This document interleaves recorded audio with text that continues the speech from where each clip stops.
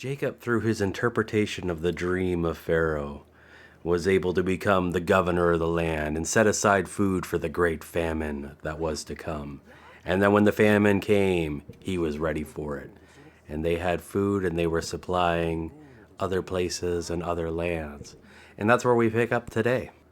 Genesis 42 and 1. Now when Jacob learned that there was grain in Egypt, he said to his sons, "Why do you look at one another?" So Jacob, he doesn't know what happened to his son Joseph. He doesn't know his son Joseph is in Egypt, but his sons do. So when he brings up food in Egypt, the first thing they think of is their long lost brother, the one that they sold into slavery, the one that's probably in Egypt right now. Maybe he's dead, maybe he's alive. Maybe he's the governor of Egypt. Well, I don't think that would ever cross their mind, but you never know. Well, I'm pretty sure they would have never thought that. I'm sure they thought he was just working away building the pyramids or something, right? Or farming or whatever else it is that slaves do. I guess slaves did pretty much everything, right? It was just kind of how things were. 42 and 2. For he said, "I have heard that there is grain in Egypt. Get down there and buy grain for us, that we may live and not die." 42 and 3. So 10 of Joseph's brethren went to buy grain in Egypt. So Joseph's brothers, not all of them, 10 of them are going down. They're going down to Egypt, the land in which they sold their brother into slavery, to look for food, to ask for food, to purchase food, to acquire sustenance so that they don't all die of starvation, for there is a great famine in the land. Egypt is being preserved, for God revealed to Joseph about the upcoming famine and he was able to store food, so they're ready for it. But the Hebrews, his family, they are not. So here they are. We're going to have a meetup. Genesis 24 and 4. But Benjamin, Joseph's full brother, Jacob did not send him with his brothers, for he said, lest perhaps some harm or injury befall him.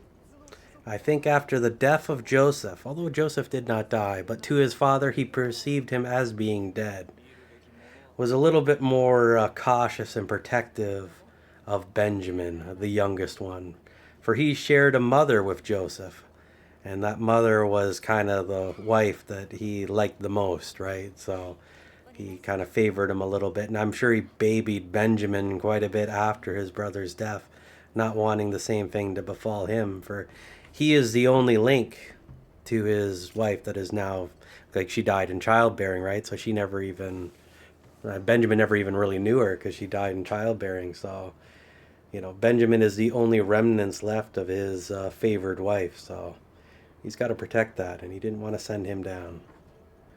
Genesis 45 and 5. So the sons of Israel came to buy grain among those who came, for there was hunger and general lack of food in the land of Canaan. 42 and 6. Now Joseph was the governor over the land, and it was who sold to all the people of the land. And Joseph's half-brothers came and bowed themselves down before him with their faces to the ground. Wow, this is crazy. Joseph, all those years ago, before they kicked him out of the house and his brothers were hating him because he was having these dreams that they would all bow down before him. And here we go. They don't even know that it's him. They're bowing down before the governor of Egypt, this big old mighty dude that is just has power over food and thus almost control over life. And here we are, they're bowing down, looking to get some food from him, not knowing that it's him and not knowing that they're fulfilling the prophecy that Joseph had all those years ago. Like, this is just wild. Genesis 42 and 7. Joseph saw his brethren and he recognized them, but he treated them as if he were a stranger to them and spoke roughly to them. He said, "Where do you come from?" And they replied, "From the land of Canaan, to buy food." 42 and 8. Joseph knew his brethren, but they did not know him. Well, this is just great and cool. Here we go. We got the man that they cast into slavery, their own brother, that they cast into slavery. They don't even recognize him. This is just beyond their comprehension. But we have Joseph here, and he knows what's up. Just a wonderful picture. Genesis 42 and 9. And Joseph remembered the dreams he had dreamed about them, and said to them, "You are spies, and with unfriendly purpose. You have come to observe secretly the nakedness of the land." Oh man, his reaction here is that's just hilarious. Just, "You are spies." He calls them out. He knows who they are, and he calls them out. He calls them spies. I'm sure this got them a little bit excited. Genesis 42 and 10. But they said to him, "No, my lord, but your servants have come only to buy food." 42:11. We are one man's sons. We are truly men. Your servants are not spies. You kind of wonder what's going on here. They just kind of came down to Egypt, and now they're being accused of being spies. They're probably just, what? What are we? We're spies? We just came down here to get food. And I mean, it's well known there's a giant famine in the land, and people are coming from wherever, whenever. So they're just probably in shock, and to have this accusation thrust upon them. It's just, it's quite the situation. And this like bickering back and forth, these siblings, it's just, it's wonderful. Genesis 42 and 12. And he said to them, "No, but you have come to see the nakedness of the land." Joseph's not giving up. He just keeps pushing the point that these guys, they're spies. Genesis 42:13. But they said, "Your servants are 12 brothers, the sons of one man in the land of Canaan. The youngest is today with our father, and one is not." So they're given the background of their family to insist that they're not spies. Genesis 42 and 14. And Joseph said to them, "It is as I said, you are spies." 42 and 15. You shall be proved by this test, by the life of Pharaoh. You shall not go away from here unless your younger brother comes here. Well, this is not sounding good. He's going to lock them all up unless they bring their brother in. This is how he's going to prove whether or not they are spies. I think for Joseph's brothers, they're probably in panic mode right here. They don't know this is Joseph. And this is, you can kind of read this as some lighthearted banter, some sibling rivalry stuff, but this is probably some serious down-to-earth situations where this could escalate in any second to any direction. They are at the mercy of this man, this governor. They don't know what's going on. I'm sure the panic is just setting in on them. But we're not spies. Prove it. Genesis 42 and 16. Send one of you and let him bring your brother, and you will be kept in prison, that your words may be proved whether there is any truth in you, or else by the life of Pharaoh you certainly are spies. 42 and 17. Then he put them all in custody for 3 days. Joseph's not messing around. He's not kidding around. He's not joking around. He locks all of them up. He gives them some time to think about it. He gives them an opportunity. He says to send one of you and bring the last brother here so that he can meet him. And while they're in jail those 3 days, they have to really decide on who they're going to send and what the plan is, because they want to prove that they're not spies. And they need this food, for everybody is starving up in the land of Canaan from this intense famine. So things have escalated.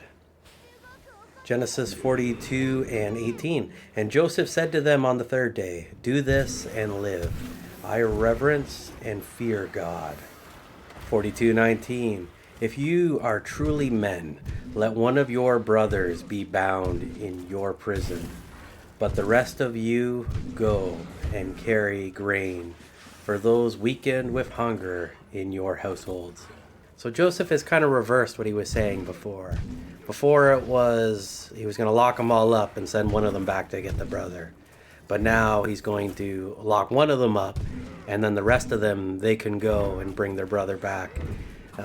Doing this, that they would be able to bring a lot of grain and food so that they would be able to survive, right? Because if it's all this legwork of going back and forth or whatever, I mean, people are going to starve in the interim, so that's just not a good thing to have happen. And Joseph's kind of showing some pity to his family members and doing better to them. Genesis 42 and 20. But bring your youngest brother to me, so your words will be verified and you shall live. And they did so. So they accepted his terms. Genesis 42 and 21. And they said one to another, we are truly guilty about our brother, for we saw the distress and anguish of his soul when he begged us to let him go, and we would not hear. So this distress and difficulty has come upon us. 42:22. Reuben answered them, did I not tell you, do not sin against the boy? And you would not hear. Therefore, behold, his blood is required of us. 42:23. But they did not know that Joseph understood them, for he spoke to them through an interpreter. So the brothers, they're having a conversation about their long-lost brother Jacob, the one who is in Egypt as a slave, not knowing that he's overhearing the whole thing as they're talking. And Reuben mentioning, how he tried to stop it or whatever, and how due to this situation, this circumstance, and what they did in the past, that this is what's going to be required of them in order to make good. That this is a judgment to them from that event. Genesis 42:24. And he turned away from them and wept. Then he returned to them and talked with them, and took from them Simeon, and bound him before their eyes. Hearing their conversation, hearing their talk, he had to leave the room. It brought tears to his eyes, and then he was able to wipe his tears. He came back and tied up one of the brothers in front of them. Genesis 42:25. Then privately Joseph commanded that their sacks be filled with grain, every man's money be restored to his sack, and provisions be given to them for the journey. And this was done for them. 42:26. They loaded their donkeys with grain and left. So they came down with money to purchase this grain. And Joseph filled their bags up with grain, but he also returned their money at the same time. And he has their brother as a hostage. So this situation is something. Genesis 42:27. And as one of them opened his sack to give his donkey fodder at the lodging place, he caught sight of his money, for behold, it was in his sack's mouth. 42:28. And he said to his brothers, my money is restored. Here it is in my sack. And their hearts failed them, and they were afraid, and turning trembling one to another, saying, what is this that God has done to us? This whole circumstance is unprecedented. They went down to buy grain, but they came back with their money, and their brother is a hostage. So this situation is not good. This is not a favorable situation to be in for what's going to happen when they return down again. Are they going to be, called thieves or whatever? What is going to happen to the life of their brother that's already there? This whole circumstance just escalated again. Even though they managed to escape the prison, they managed to get them food to bring home. But the future outlook, they're going to need more loads of grain. This is not enough grain here to survive the entirety of the famine. This just might be a temporary amount. So they're going to need to go back down there to get more. And how are they going to go down there to get more if they are going to be labeled as thieves in the land? A very unsettling situation. Genesis 42:29. When they came to Jacob, their father in Canaan, they told him all that they had befallen them, saying, 42:30. The man who is the Lord of the land spoke roughly to us and took us for spies of the country. 42:31. And we said to him, we are true men, not spies. 42:32. We are 12 brothers with the same father. One is no more, and the youngest is today with our father in the land of Canaan. 42:33. And the man, the Lord of the country, said to us, By this test I will know whether or not you are honest men. Leave one of your brothers here with me, and take grain for your famished household, and be gone. 42:34. Bring your youngest brother to me. Then I will know that you are not spies, but that you are honest men, and I will deliver to you your brother, whom I have kept bound in prison, and you may do business in the land. So they have come back and they're explaining the story of all the things that happened in Egypt to their father, to Jacob, to Israel. Just what this whole situation is. And up to this point, I mean, it doesn't sound that bad. Yeah, he's got a hostage, but they were able to come back with food, and they'll be able to get their last son back, get Simeon back. But the last part is the most traumatic. Genesis 42:35. When they emptied their sacks, behold, every man's parcel of money was in his sack. When both they and their father saw the bundle of money, they were afraid. 42:36. And Jacob their father said to them, You have bereaved me. Joseph is not, and Simeon is not, and you would take Benjamin from me? All these things are against me. Jacob realizes that they have to go back to Egypt, but it looks as if they've robbed them. So they might sentence his son that they have hostage to death, and he's already lost one son as well. And his beloved son, Benjamin, this man in Egypt wants to see Benjamin. And he's afraid, for if he goes down there and after the circumstances that have already occurred, what are the chances that Benjamin might be lost to him as well? And then he would be out even more sons, and that's just a rough situation. This is probably incredibly stressful and tough, and wow. Genesis 42:37. And Reuben said to his father, Slay my 2 sons if I do not bring Benjamin back to you. Deliver him into my keeping, and I will bring him back to you.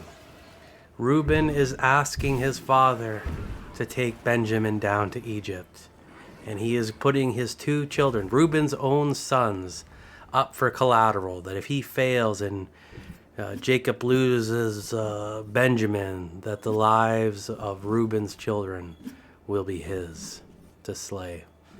Genesis 42:38. But Jacob said, My son shall not go down with you, for his brother is dead, and he alone is left of his mother's children. If harm or accident shall befall him on the journey you are to take, you would bring my hoary head down to Sheol, the place of the dead, with grief. Jacob is really struggling here. He does not want to lose his son. He didn't want him to go down in the first place because he was afraid that he would get hurt or injured or lost to him. And he doesn't want him to go down now. But due to the circumstance, due to the situation, that governor down there in Egypt wants to meet his son. What a stressful situation to be in, to a man who's lost so much. Little does he know, that man down in Egypt, that governor in Egypt, is his beloved son, the one that he has been mourning for, the one that he misses. And that's the end of the chapter.